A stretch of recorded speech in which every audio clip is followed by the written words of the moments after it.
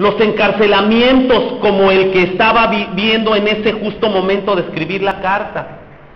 Si somos sinceros, debió haber sido un hombre muy fuerte, un hombre que sabía la responsabilidad que pesaba sobre sus hombros. No podía darse el lujo de estar fuera de condición, no podía darse el lujo de estar mal alimentado. La autocrítica nos debe de llevar a analizar si estamos preparados físicamente para desarrollar cualquier trabajo o esfuerzo que se requiera para cumplir con los propósitos de Dios.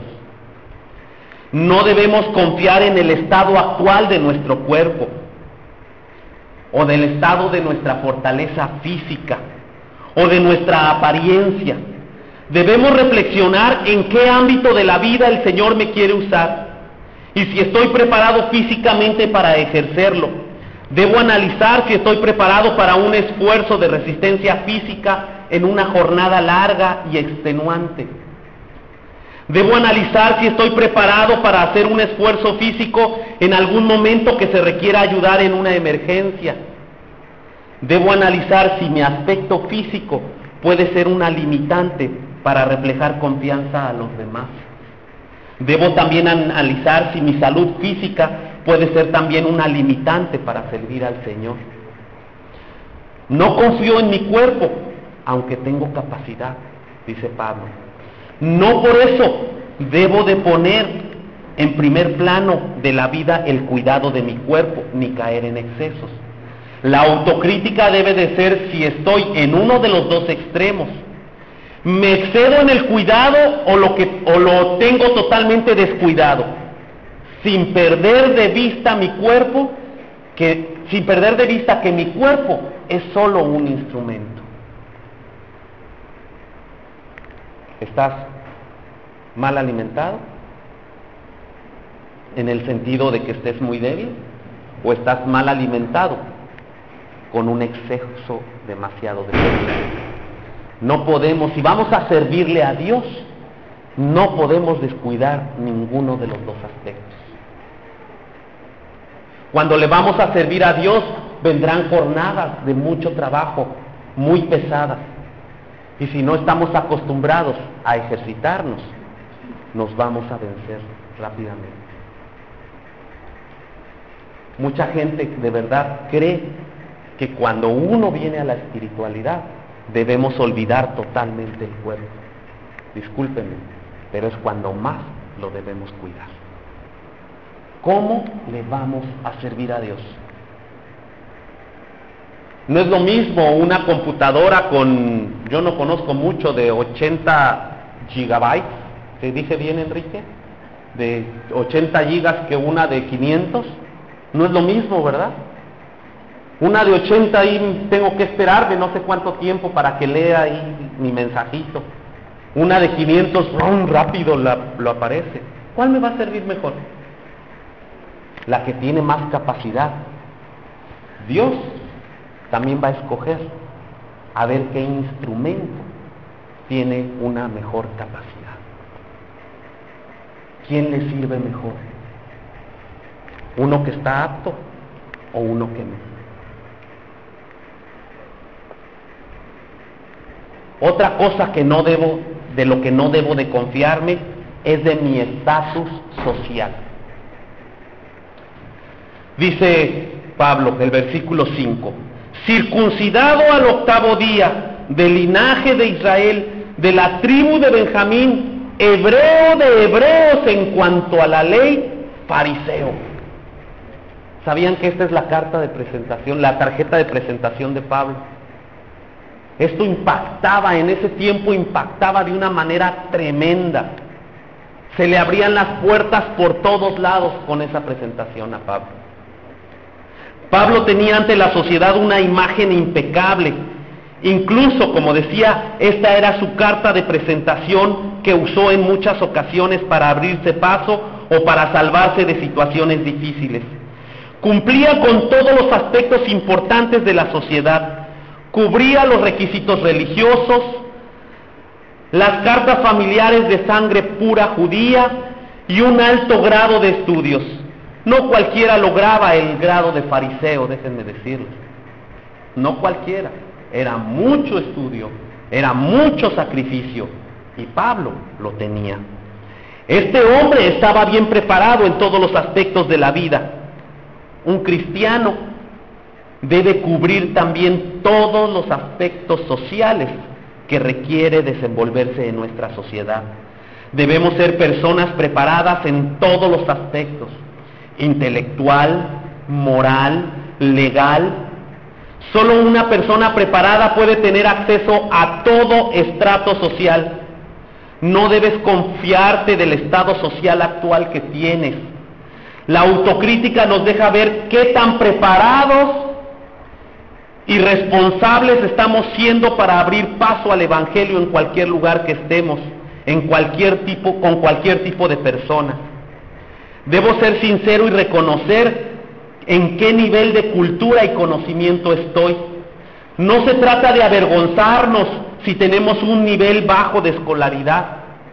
Lo que sí es vergonzoso es quedarnos estancados sin buscar mejorar cada vez.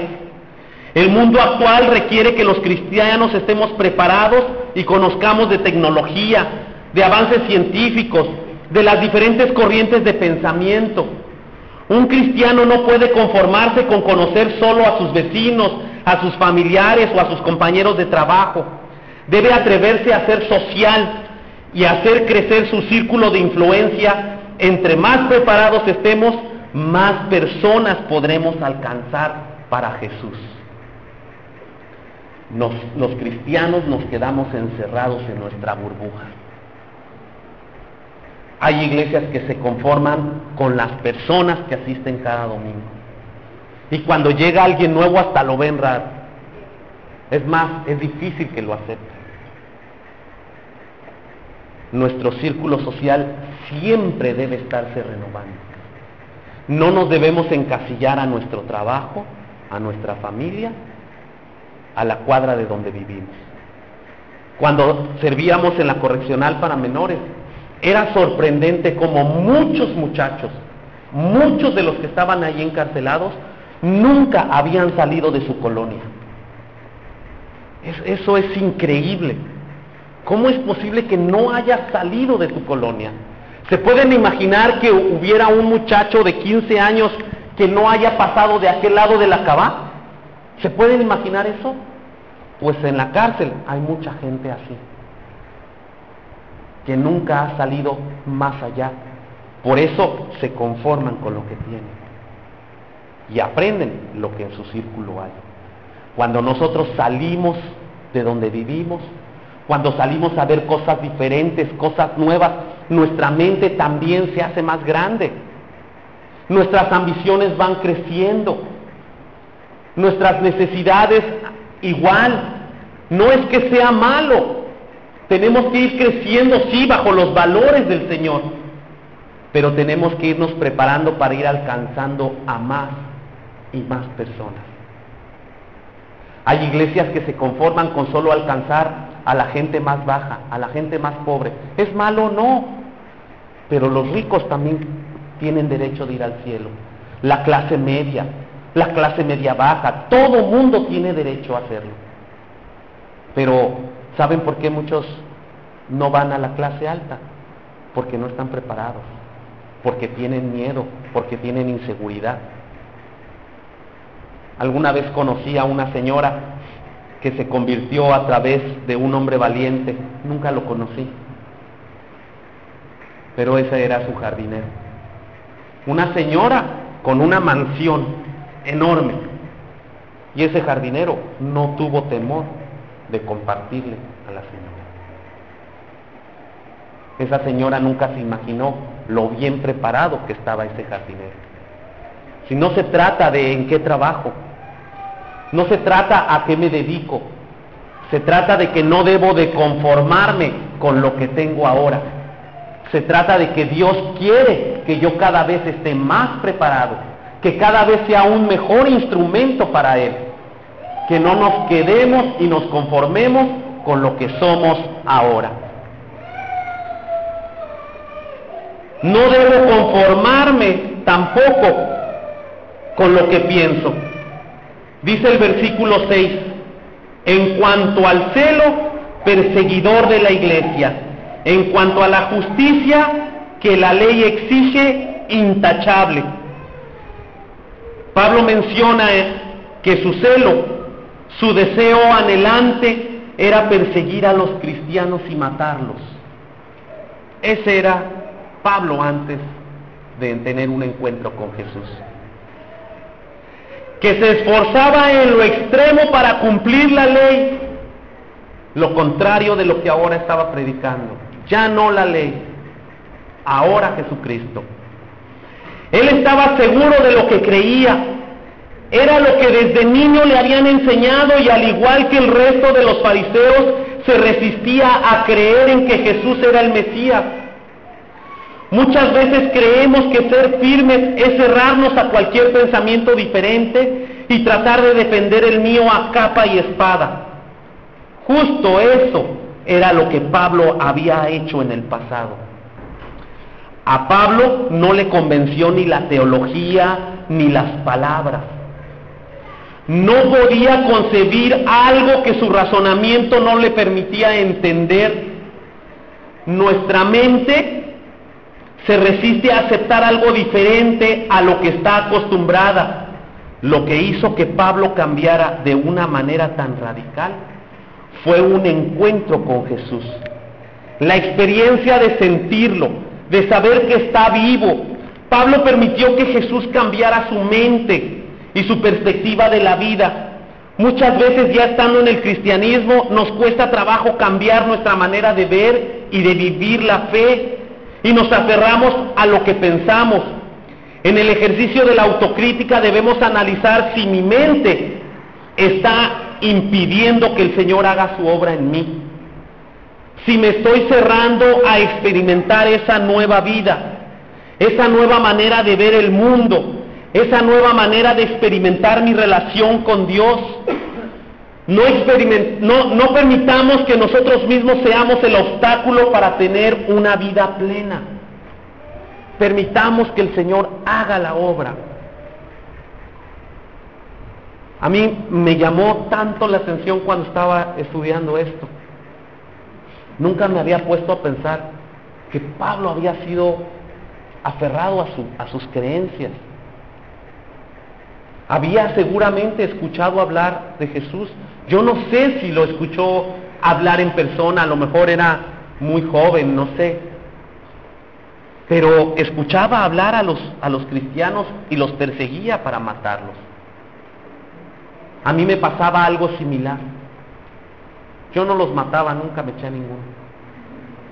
Pero sí los señalaba y los criticaba. Y además les huía, porque nunca me había permitido detenerme a escuchar. Tampoco a mí me convenció la teología. Tampoco me convencieron las predicaciones. A mí lo que me convenció es cuando Jesús empezó a hacer cambios en mi vida. Cuando yo no podía entender lo que pasaba en mi mente. Cuando yo no podía entender lo que pasaba en mi corazón.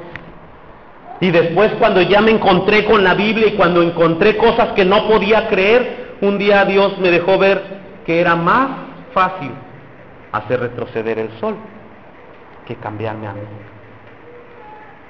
Y ese día decidí creer todo lo que había en la Biblia. Pablo, hasta que no tuvo un encuentro con Jesús, pudo tener un cambio tan radical. Y Pablo, después de ser un perseguidor, fue el más fiel defensor del cristianismo. Le costó la vida. Y sin embargo, nunca se echó para atrás. Como conclusión, tenemos el versículo 7. Pero cuántas cosas eran para mí ganancia, las he estimado como pérdida por amor de Cristo. El ejercicio de la autocrítica es cernir. La palabra crítica